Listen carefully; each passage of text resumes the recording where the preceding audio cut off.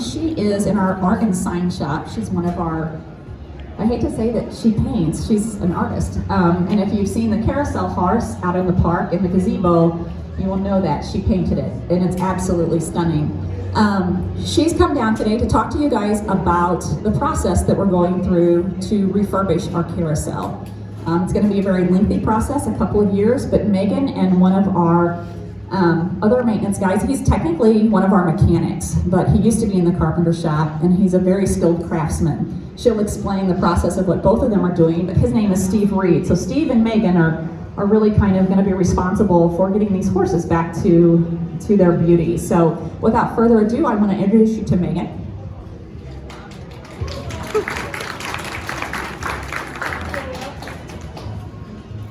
Hello. Obviously now you know my name is Megan Rhodes. So, how many of you know anything about our carousel? Yeah. It is a carousel. Very observant of you. It does. As well, there are other carousels actually that do not have horses. They have a bunch of, random animals like deer, pigs. Ours does not. What was that?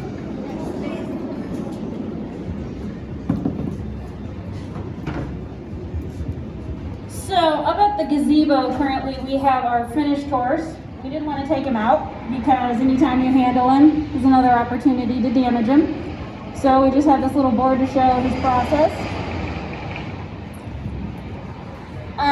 Our carousel was built by Philadelphia Toboggan Company in 1915.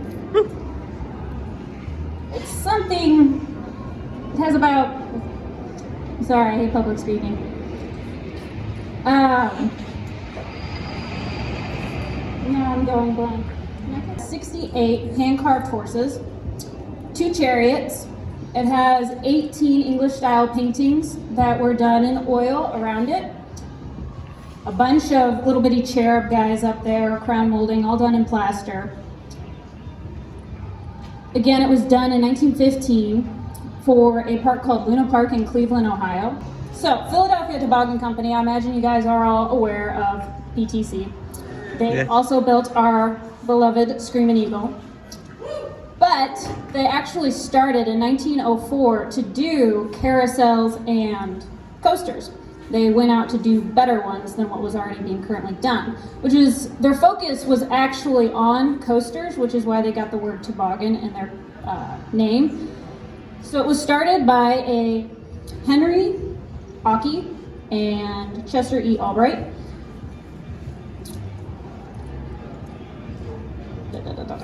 So in 1904 to 1930 is how long that they actually produced the carousels. There are about 83 that they produced. Some of them actually ended up going back to the PTC to be refurbished, and so there isn't an exact number of how many they produced because they didn't keep the greatest records. But there are about 35 of them in still operation. In 1909, Ockey had actually developed a device that he was able to patent. It's called the Ockey friction drive, which actually allows the carousel to stop and start a lot smoother than it originally used to. It used to be a very kind of abrupt thing.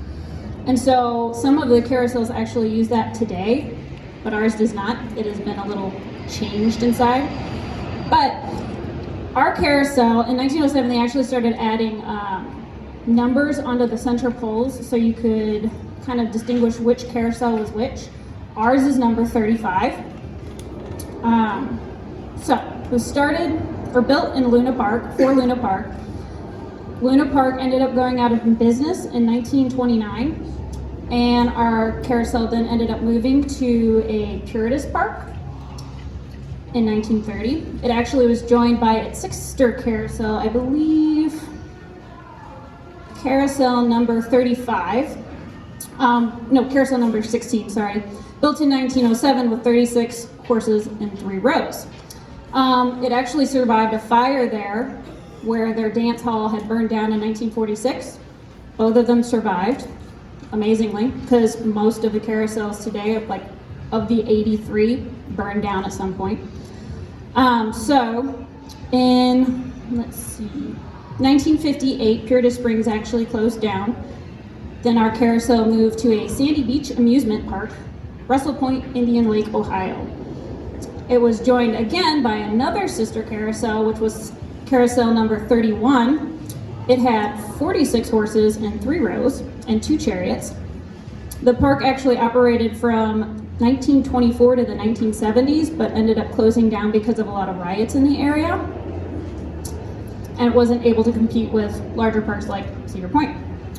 So, in 1971 is when Six Flags St. Louis ended up purchasing the carousel, because the people who opened St. Louis knew that no park is complete without a carousel.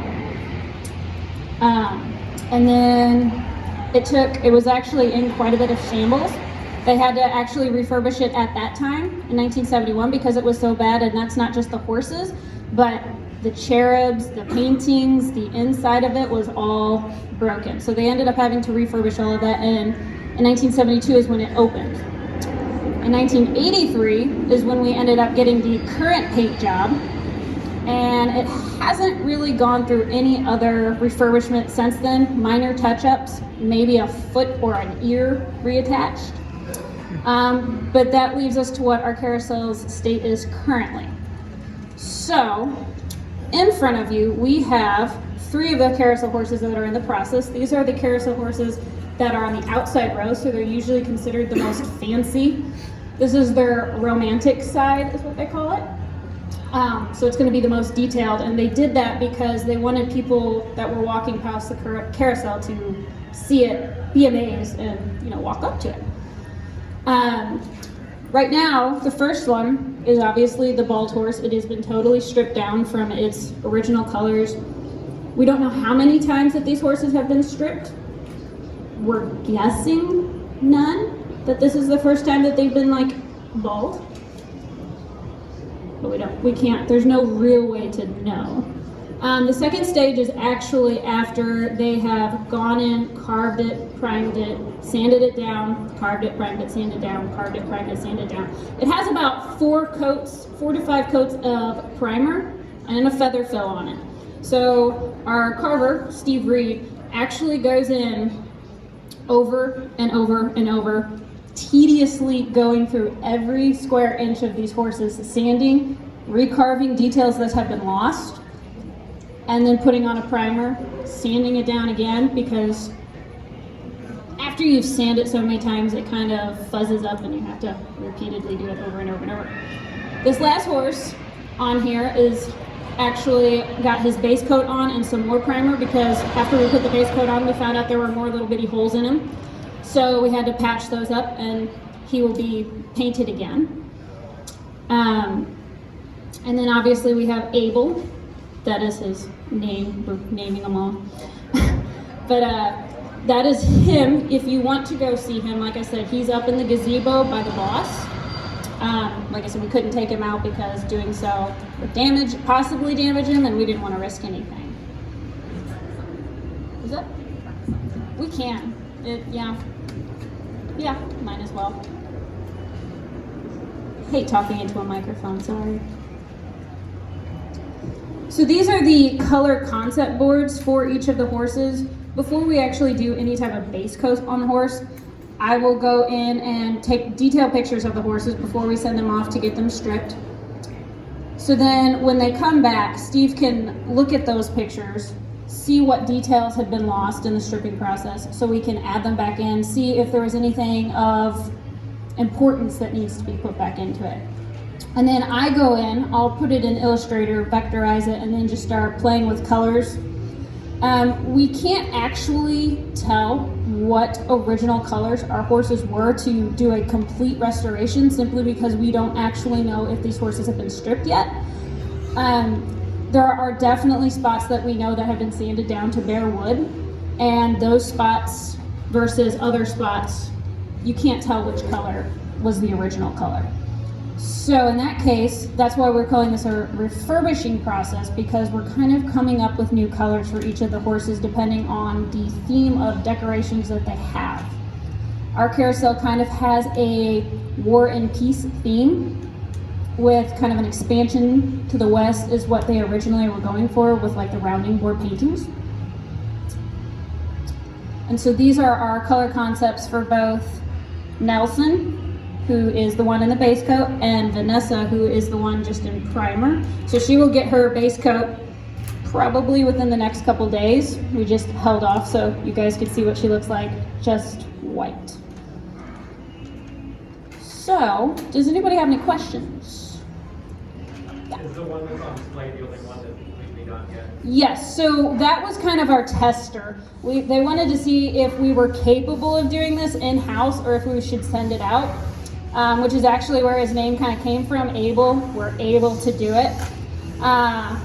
So yeah, he's the only one that's been totally completed. Obviously with COVID, it kind of put a pause on everything, but he was one of the horses that we just experimented with. So Steve and our other carver went in, did different types of ways to how's the best way to strip them without hurting the wood, without causing any loss of detail. And then once I got them all primed, I just went to town on painting it. How do I want it? I probably spent a good 4 hours just on its hooves. How do I want this to look? Nope, I don't like that. I'll redo it. Nope, I don't like that either. And just kept going over and over until I got what I wanted. And so now the process of painting Nelson here will be much faster. Anybody else?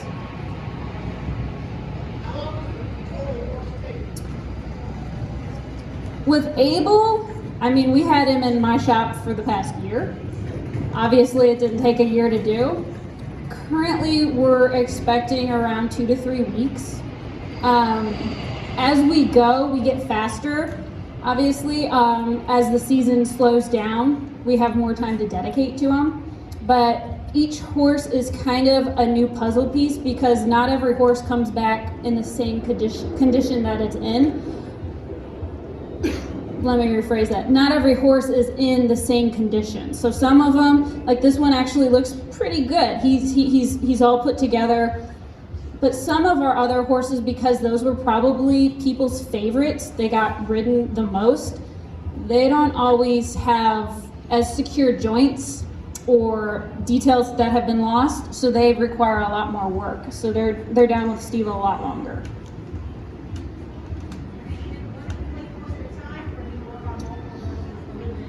With Abel, we just had the one. Well, we actually took off 2 because of the way the carousel is balanced. If you take one off, you have to take its corresponding horse on the other side off. And that would have actually been Vanessa in the center.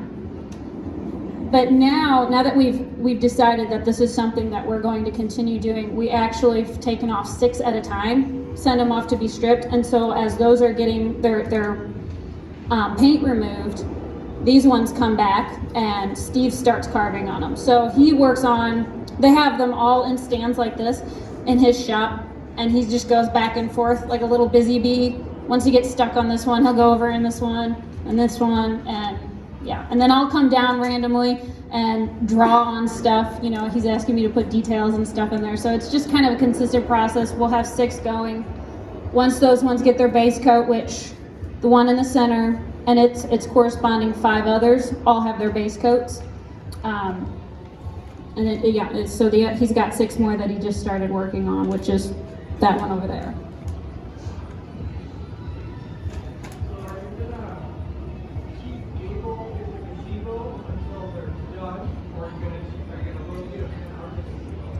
That would be a question for my managers. It depends on the popularity. Abel obviously is the first one, so he's near and dear to my heart. But at some point they might want to rotate out with Nelson because he's kind of our patriotic horse. So he's got an eagle on his butt. He's got gold stars all over. He's actually based off of George Washington's horse that he rode when the British surrendered. So, which is where he gets his name, Nelson. So he might go in there next. We just have to make sure that the horse that does go in there fits in there, doesn't, obviously hit any of the edges while he's rotating. So we probably will end up doing that. I could.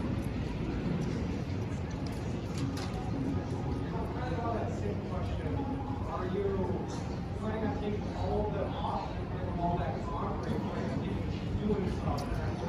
We're currently looking at places to store them, because one of the big things is when you leave the horses out in the weather, obviously they're wood, so we want to keep them protected.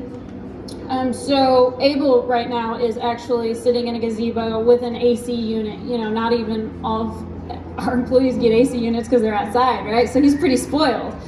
But yeah, we want to keep them all inside until it's totally finished, because if you're working, especially because we're doing the outside horses first, if you're trying to get in between those horses and then take off the ones in the center, you end up hitting the other one, and it would just be awful. Now, it would look great, but I think being able to show a final finished product, here you go, is going to show, you know, be more of a wow factor than randomly seeing a new horse every once in a while.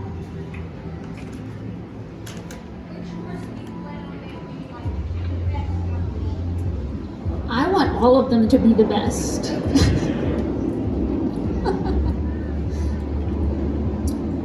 Anybody else?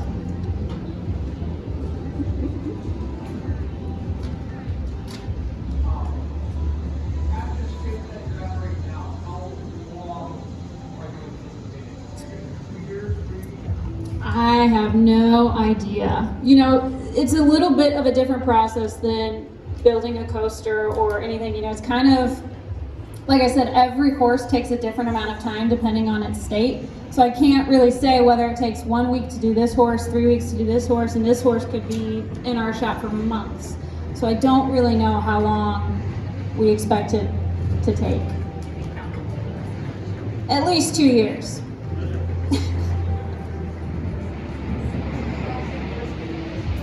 What was that?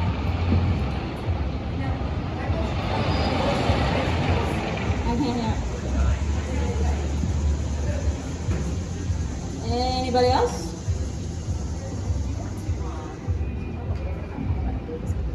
Yeah. So she's brought up a great point. The horses, actually, if you look at them, are not solid blocks of wood. They were not carved from one solid piece of a tree. They're actually hollow. And they did that because they were trying to save weight around the carousel, because obviously these carousels are being held up by a singular pole. You know, so that's a lot of weight to carry. Then you have all that board, or the walkway, all of those horses. And each horse, even though they're hollow, weighs upwards of 150 pounds. So they're pretty heavy. So they actually ended up gluing pieces of wood, and it could be totally different types of wood. It could have been cypress, well, not cypress, butternut. What did he wrote this down for me. But yeah, she's got some of them here. Cypress is actually the one that we're. Minus the gown. Elizabeth is modeling our lovely pieces of wood right now. The cypress that we're actually using to recarve the parts on the horses when they're missing a leg or an ear or whatever is actually grown from a tree on our park. So it's kind of like adding a little bit of Six Flags into our carousel. The ones that they actually carved out of would have been poplar, butternut, basswood, which are really, really soft woods. So this one down here, he actually has like 4 different pieces just on his face. One of our horses, unfortunately, had started to split in his nose because of them. So Steve had to go in and glue all of that back together and add shims in it just to make sure that it wouldn't split again after we've painted him. But as you can see in this foot, this is one of the hoof. This hoof is actually one that fell off one of the horses in the process of stripping it. How do I explain that? It's just delaminated, broke off. You know, a lot of people end up using the feet or the hoofs as stepping stones. And so, yeah, don't do that ever again. Ever. So when that happens, it obviously weakens over time and they break off. But you can see on this piece that it's got different colors. So it was made of different types of woods. And there's some of them that are totally basswood. They're a very light color. soft and look fine. They look almost like a singular piece of wood. Their joints are good. Their gluing is still intact. And there's others that you can see all these multicolors in them. And this one kind of shows that in his face and his body of how different colors of wood or different types of wood can actually be used. They basically just bought anything that they could carve with and glued them together. Then, what's actually interesting is that when a horse starts off like this, you had a master carver that would go in and carve all of the heads. They would create the patterns for the bodies, the legs, and then they would have carvers that were maybe newer, not the, master carver, the apprentices, and they would come in and they would start carving legs, tails, and those were all done individually pieced. And then the bodies would just be kind of this hunk of wood in a general shape. They would glue everything together using dowel rods and glue. And then the carvers would then go in and actually add the rest of the detail in, which is why you get so much variation in just the bodies detail, but you'll see these, like these two at the end, they both have very similar shapes. Their legs are just in different positions. Same with Nelson. His body is actually in a very similar position, whereas Abel is a totally different style, a totally different pattern. Different head, different legs, different tail. But you'll see him repeated kind of throughout the rest of the carousel. And especially on the inner horses, they kind of just repeat. They're almost the same all the way around, except for one. He's kind of the oddball out. Any other questions? Would the chariots probably take longer than each horse? What? Would the chariots probably be the longest part?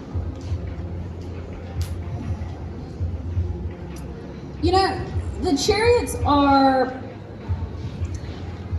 there's a lot more dead space on the chariots. So I think that they'll be, and they're not actually as in bad of shape because they're not being ridden. So even though they get touched a lot, they're not pulled apart. And it's actually surprising that like the eagle and the lion that are on them look as good as they do. Their pieces are all pretty much original on it. So I think that once we get to those, which we'll probably do those last, but it won't take too long.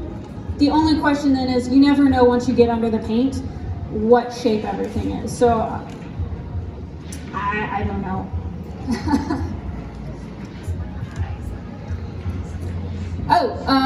So Elizabeth asked about the eyes that are there. So a lot of our horses, if you've been up to the carousel anytime recently, have an array of eyes. They have carousel eyes, which are actually light in color with a circular pupil instead of like a goat eye that has a kind of a rectangle pupil. They actually did that because when they built the carousels, they wanted them to seem more friendly to children. So they used a nice big eye versus a kind of, natural horse eye, because I guess they thought those were a little bit more scary. But some of our horses have goat eyes and fish eyes and random eyes and two different eyes. So some of the horses do actually have their originals, but because of our refurbishing, we're taking them all out so they can all have a consistent eye shape. These horses do have their eyes in. They're just, they have a kind of a silicone coating over them, so when we prime over them, it protects the glass from getting any of this like heavier paint on them.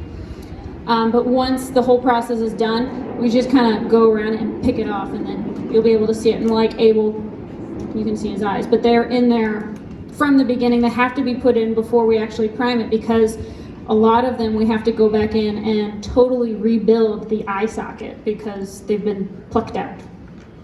No plucking. Just spread the word. No plucking the eyeballs. Any other questions? Are they being airbrushed or painted? They're airbrushed. Well, they're a mixture of everything. So the priming stages, they get airbrushed, and then we go in with a normal brush to cover any bits of missed spots, because it's almost impossible to airbrush some of these shapes or get behind ears and whatnot. His coat, Nelson, his was an airbrush because it's a really thick protective coat.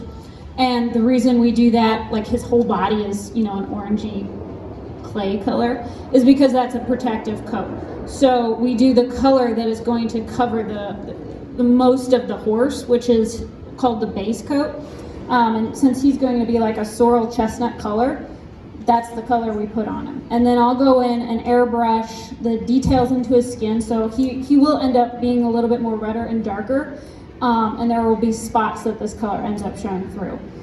And then I will hand paint, like on Abel, I ended up hand painting most of the details of his actual saddles, the gold stuff on his shield, or the textures on his lower armor.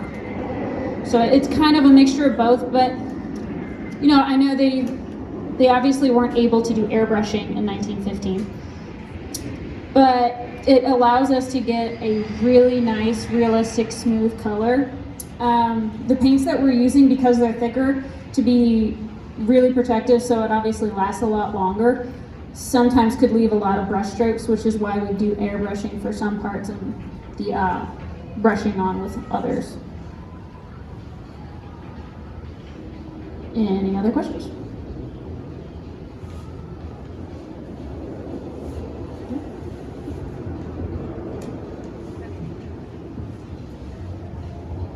If at the end you guys want to come up, we can set the little hoofs and eyes and jewels and stuff on the table so you can look at them. But we don't really want anybody to touch them, just because a lot of handling with the wood and whatnot, oils and hands, you know. Yeah. Thank you, Megan. This process is really cool. I mean, I've worked here for 30 years, so you see a lot of this different stuff with the rides, but to go down where they're set up doing this, it's just really incredible to watch them work with these horses. And I was absolutely amazed to see how many pieces of wood are in that and how they carve them, and just this whole process. So you guys are welcome to come up and see them. We would ask that, like Megan said, please don't touch them. And we would ask that you just, I mean, they're gonna be here for as long as you wanna be in here. So if you would just please social distance while we do it.